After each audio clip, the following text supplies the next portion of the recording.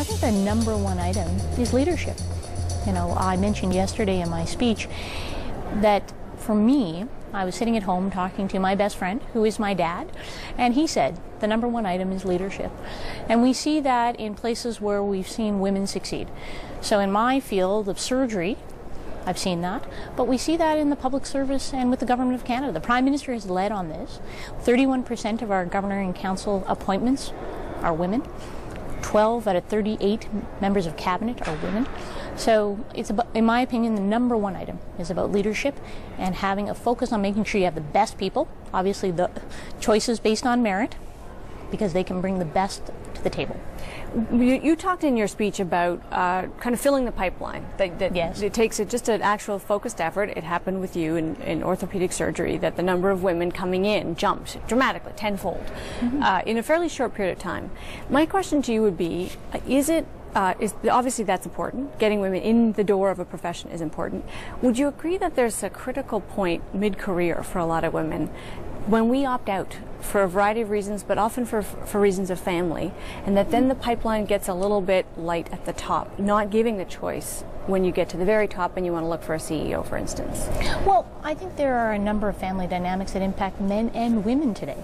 You know, I see amongst the students that I was teaching just as many women as men taking maternal or paternity leave. In fact, with my sister, both she and her husband shared that leave. So I think we'll see a change.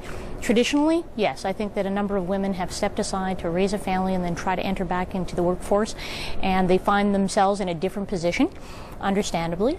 But as I say, this is about hard work and merit to get yourself considered. It takes a champion to help you along the way there. But I think now we're seeing increasing trends of women entering into business school. 47% of graduates now are women.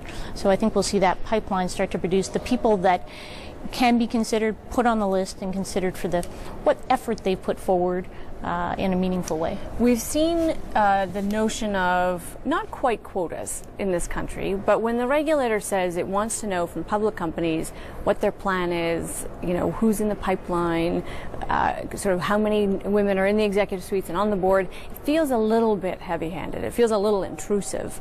Is that the way to go? Do you have to sort of force businesses to do this? Well, I was explicit yesterday. I don't agree. There should be no quotas. And that's because it's the best option for women, let alone for the business.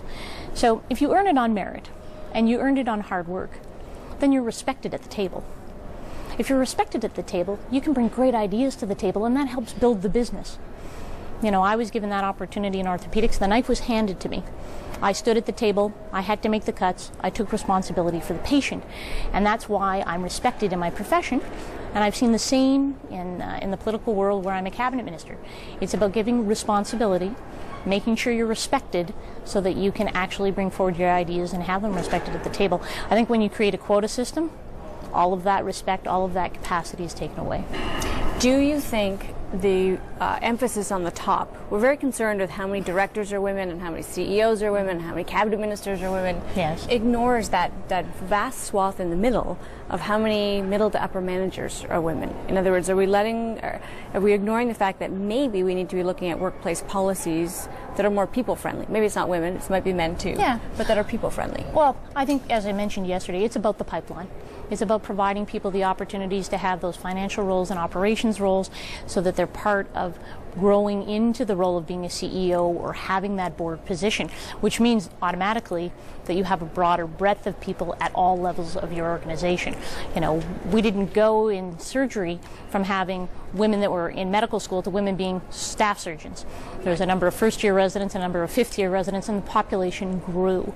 And I think we need to see the same thing happen in corporate Canada. As I said yesterday, if orthopedic surgeons and people on construction sites are figuring out how to do this, I'm very confident we can do the same here in corporate Canada. Let's turn to another sphere that you know pretty well, and that is the political.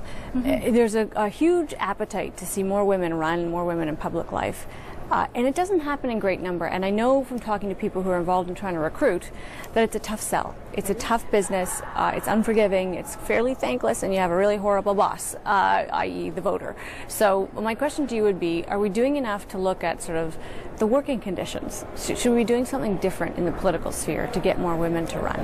Well, it is, it's a different environment. Even for myself, the first day I walked into the House of Commons, it's a big room, and it's a little intimidating.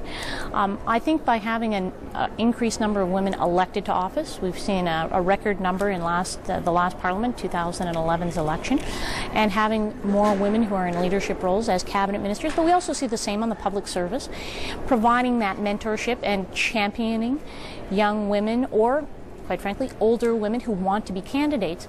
It is the same process. We need to create the pipeline of women that are interested in running for office, and that may be municipal level, provincial level, federal level, but it's about having a champion, making sure someone is focused on making sure you're successful and providing you the tools to do so. And I think it's the same in politics as it was for me in surgery, as it should be for the business community. These things are good for women. And I was fortunate, I had champions of men and women that have allowed me to be successful. I have a responsibility as a Minister for Status of Women to be a champion for those women. We're creating opportunities through Status of Women Canada to allow women to participate more in democracy, municipal training schools and other things like that. So hopefully more women will step to the plate.